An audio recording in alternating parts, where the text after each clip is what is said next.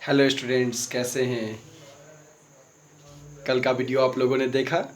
कल मैंने डिस्कस किया था सिलेबस और बुक्स के रिगार्डिंग, जिसमें मैंने डिस्कस किया था कि क्लास 11th में कौन कौन सी बुक्स पढ़नी है हमें और किस ऑथर का पढ़ना है, किस राइटर का पढ़ना है। अगर आपने अभी तक नहीं देखा है तो प्लेलिस्ट में जाइए हमारे यूट्यूब चैनल के, और क्लास 11th अकाउंटेंसी करके प्लेलिस्ट में जो टॉपिक होगा उसमें आपको कल के वीडियो डाला हुआ है, और कल का वीडियो देखिए और उसके बाद तभी आज का वीडियो देखिए, ठीक है। दूसरी चीज़, अगर आपने अभी तक हमारे YouTube चैनल को सब्सक्राइब नहीं किया है तो सब्सक्राइब करिए, बेल आइकन दबाइए, जिससे वीडियो अपलोड होते ही पहला नोटिफिकेशन आपको मिलेगा। और हाँ, वीडियो देखने के बाद कमेंट में आप ज़रूर बताएं कि वीडियो का कौन सा सेक्शन, कौन सा पॉइंट आपको काफ़ी अच्छा लगा, कौन सा टॉपिक सबसे ज़्यादा अच्छा लगा। अगर कहीं कोई कन्फ्यूजन है तो आप पूछिए कमेंट सेक्शन में। दूसरी बात, इस वीडियो के अंत में हम आपसे एक क्वेश्चन पूछेंगे जिसका जवाब आप हमें कमेंट बॉक्स में ज़रूर दीजिएगा। ओके, तो अब मैं वीडियो स्टार्ट करता हूँ। तो दोस्तों, आज का जो हमारा टॉपिक है यह है basic accounting term. Basic accounting term means accountancy से रिगार्डिंग बेसिक नॉलेज। जैसे मान लीजिए कि हम कॉमर्स लिए हैं, इससे पहले हम कॉमर्स के बारे में कुछ भी नहीं पढ़े हैं, तो एकदम कॉमर्स का बेसिक नॉलेज हम पढ़ेंगे, बेसिक टर्म पढ़ेंगे कि कॉमर्स में कौन कौन से टर्म यूज किए जाते हैं। तो इसी क्रम में हमारा पहला टर्म है कैपिटल। हमारा पहला टर्म क्या है? कैपिटल। कैपिटल को हम लोग पूंजी भी कहते हैं। कैपिटल को हम लोग पूंजी भी कहते हैं। कैपिटल क्या होता है? Any amount invested by the owner और proprietor in the business enterprise is called capital. Means business में ओनर के द्वारा, प्रोप्राइटर के द्वारा जो भी अमाउंट इन्वेस्ट किया जाता है उसे हम कैपिटल कहते हैं। Business any amount invested by the owner, proprietor, owner को ही हम प्रोप्राइटर कहते हैं। In a business is called capital. किसी भी बिजनेस में ओनर के द्वारा, प्रोप्राइटर के द्वारा जो भी अमाउंट इन्वेस्ट किया था उसे हम कैपिटल कहते हैं, हिंदी में उसे पूंजी कहते हैं। It may be in the form of cash, assets and goods. ये कैश के फॉर्म में हो सकता है, असेट्स के फॉर्म में हो सकता है और गुड्स के फॉर्म में हो सकता है। मन में क्वेश्चन आएगा कि सर कैश तो समझ में आ गया कि बिजनेस कैश से स्टार्ट किया जाएगा, एसेट्स से कैसे स्टार्ट किया जाएगा, गुड्स से कैसे स्टार्ट किया जाएगा। तो देखो बच्चों, एसेट्स से बिजनेस स्टार्ट हो सकता है। जैसे मान लीजिए land, building, plant, machinery, furniture, ये सब हमारे लिए क्या है? एसेट्स है। जब हम बिजनेस स्टार्ट करते हैं तो इनिशियल में हमें बिजनेस स्टार्ट करने के लिए हम लैंड का यूज करते हैं, बिल्डिंग का यूज करते हैं, फर्नीचर का यूज करते हैं, मशीन का यूज करते हैं। ये सब क्या है? एसेट्स है। और गुड्स क्या होता है? जिस चीज़ का बिजनेस डीलिंग करता है, रेगुलर बेसिस पे परचेज एंड सेल करता है, उसे गुड्स कहते हैं। तो आपने कैपिटल समझ लिया, कोई कंफ्यूजन नहीं? Okay. Capital is also known as owners fund या ओनर्स इक्विटी। कैपिटल को हम लोग ओनर्स फंड भी कहते हैं कि ओनर ने बिजनेस में जो अमाउंट इन्वेस्ट किया उसे कैपिटल कहते हैं। इसे नेट वर्थ भी कहते हैं या नेट एसेट्स भी कहते हैं। बात अब करते हैं बिजनेस में कैपिटल कैलकुलेट कैसे करेंगे। तो बिजनेस में जो टोटल एसेट्स है, अगर मैं उसमें से लाइबिलिटीज माइनस कर दूं, बोरोड फंड माइनस कर दूं, तो एसेट्स में से अगर लाइबिलिटीज माइनस कर देंगे तो we will get capital. Okay, कोई कंफ्यूजन किसी को नहीं है? अगर होगा तो जरूर पूछिएगा हमसे। Next term is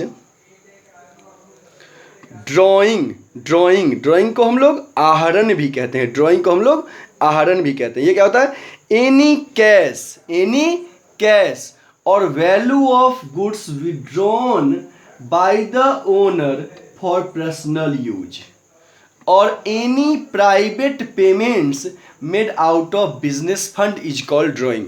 means any cash or value of goods withdrawn by owner for personal use, domestic use, household purpose. Business से ओनर अपने पर्सनल यूज के लिए, बिजनेस से ओनर अपने पर्सनल यूज के लिए जो भी अमाउंट विड्रॉ करता है उसे हम ड्राइंग कहते हैं, उसे हम क्या कहते हैं, ड्राइंग। या बिजनेस के पैसे से अगर ओनर अपना पर्सनल पेमेंट करता है, एनी प्राइवेट पेमेंट और personal payment made out of business fund, business के पैसा से अगर ओनर अपना पर्सनल पेमेंट करेगा उसे हम ड्राइंग कहेंगे। And with the amount of drawing the capital of the owner decreases in the firm, owner जितने का ड्राइंग करेगा उतने से उसका कैपिटल बिजनेस में क्या हो जाएगा, कम हो जाएगा। तो आपको ये अगर नोट्स लिखना हो तो इस वीडियो को पॉज करके आप नोट्स लिखिए। स्टूडेंट्स, अब हमारा थर्ड पॉइंट है लायबिलिटी। लायबिलिटी को हम लोग कर्ज भी कहते हैं या ऋण भी कहते हैं। ये क्या होता है, it refers to the amount which the firm owes to outsiders except the amount owed from proprietor. Means business owner को छोड़ के आउटसाइडर से बिजनेस के लिए जो भी अमाउंट बोरो करता है, उधार लेता है, उसे हम लायबिलिटीज कहते हैं। फिर से देखिएगा, it refers to the amount which the firm owes to outsiders excepting the amount owed to proprietor. Proprietor को छोड़ के बिजनेस आउटसाइडर्स से जो भी अमाउंट लेता है उसे लायबिलिटी कहता है। क्यों? क्योंकि प्रोप्राइटर ने जो इन्वेस्ट किया उसे क्या कहते हैं, कैपिटल, और बाहरी लोगों से जो लेंगे वो लायबिलिटी, हिंदी में उसे कर्ज या ऋण कहते हैं। अब बात करते हैं classification of liabilities. Liabilities is classified into two categories, liability to owners, liabilities to owners और ओनर्स इक्विटी, और लायबिलिटीज टू क्रेडिटर्स और क्रेडिटर्स इक्विटी। अब बात करते हैं ओनर्स इक्विटी को हम लोग कैपिटल कहते हैं और क्रेडिटर्स को हम लोग, क्रेडिटर से जो अमाउंट लेते हैं उसे लोन कहते हैं। ओनर जो अमाउंट इन्वेस्ट करता है उसे ओनर्स फंड और दूसरे से जो लेते हैं उसे बोरोड फंड कहते हैं। कोई कंफ्यूजन है किसी को? ओके। ओनर्स फंड को हम लोग इंटरनल लायबिलिटी भी कहते हैं, बोरोड फंड को एक्सटर्नल लायबिलिटी कहते हैं। अब मैं बात करता हूं इंटरनल लायबिलिटीज क्या होता है।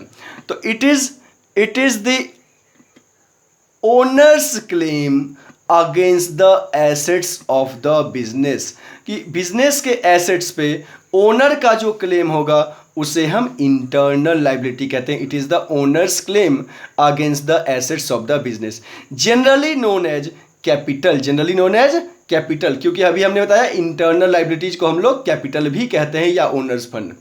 It is also known as internal liabilities और शेयर होल्डर्स फंड। ठीक है ना?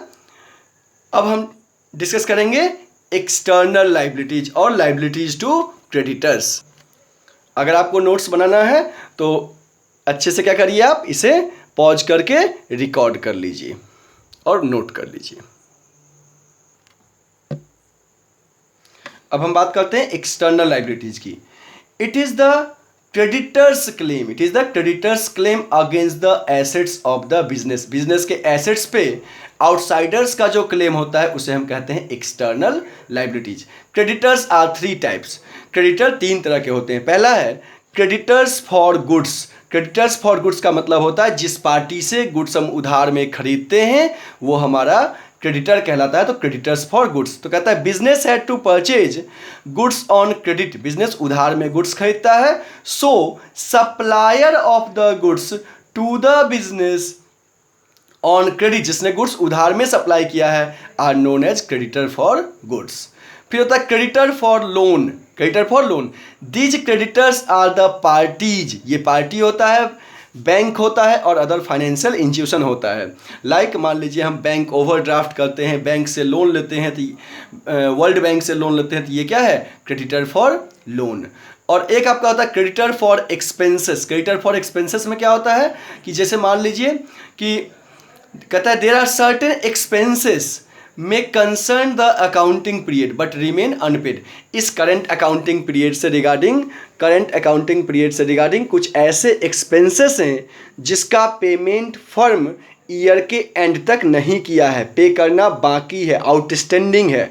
तो ऐसे एक्सपेंसेस जिसका पेमेंट करना बाकी है वो हमारे लिए आउटस्टैंडिंग एक्सपेंसेस कहलाता है, और जिनको हम पेमेंट करेंगे they are the creditors for expenses. अब स्टूडेंट्स, अगर आपको इसका नोट्स रिकॉर्ड करना है तो अच्छे से क्या करिए, लिख लीजिए।